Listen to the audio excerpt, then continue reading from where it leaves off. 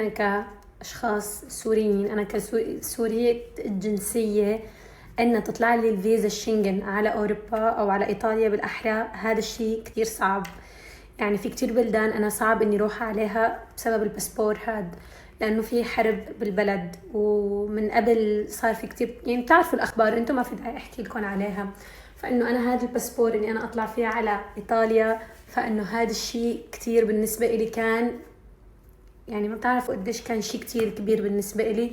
وأنا من لما قدمت على فيزا إيطاليا كنت حاطة ببالي 90% إنه تنرفض. يمكن تقولوا عني عم بتبوم أو بتفكر بسلبية، لا، أنا بحسب السيء، مو لأني بفكر بسلبية، مشان ما أزعل. يعني بفكر بسلبية عشان إذا فعلا صارت السلبية أنا ما أزعل. رح أزعل أنا، بس إنه مو مثل لما تجيني الصدمة، إنه بس رح أزعل شوي بتروح، غير لما تجيني صدمة وزعلة بعدها وما أطلع منها بفترة طويلة. فرغم إني أنا كنت مفكرة إنه ما حتجيني فيزا إيطاليا، واجتني الفيزا الحمد لله. على فكرة يعني أنا محظوظة، لأنه أنا ما في فيزا على باسبوري، يعني أنا باسبوري شبه فاضي. تعالوا نشوف كم ختم في على باسبوري، غير ختم دبي وختم تركيا. ختم دبي وختم تركيا إموا لي على طرف.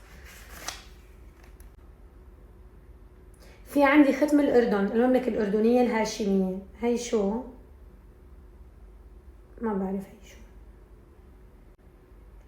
مطار العراق، مطار أربيل.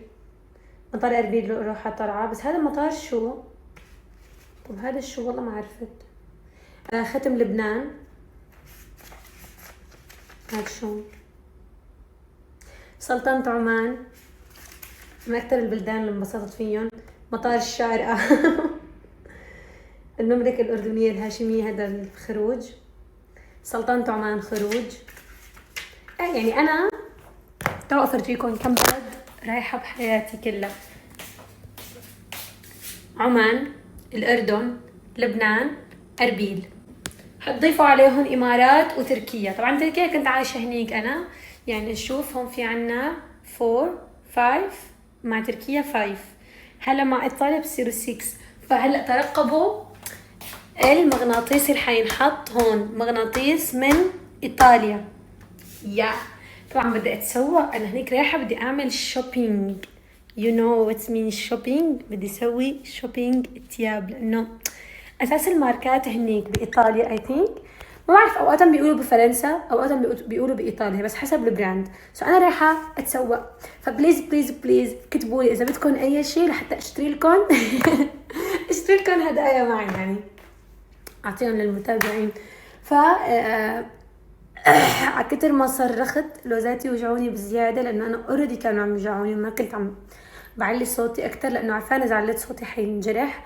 بس على الصدمة اللي اجتني على الفيزا بنبح صوتي. واللي صار إنه أنا لما دورت على الباسبور، عم دور هيك ما لقيت الفيزا. فأنا هون إنه زعلت كتير، فصرت أطلع بقلب هي الورقة. إنه بالعادة أنا مرة مقدمة الفيزا وجتني رفض، فبعتولي هون ورقة مع ختم أحمر إنه انرفضتي. فانه ضل هيك انه حتى ورقه الرفض ما انكم باعتين لي اياها، اتليست بعتوا لي اياها، انه صرت اعمل هيك انه هنا. بس الحمد لله طلعت غلطانه، اخسر ظهري يوجعني. وعد احلف في العالم بهذا الباسبور لو شو ما صار. فبس مبسوطه.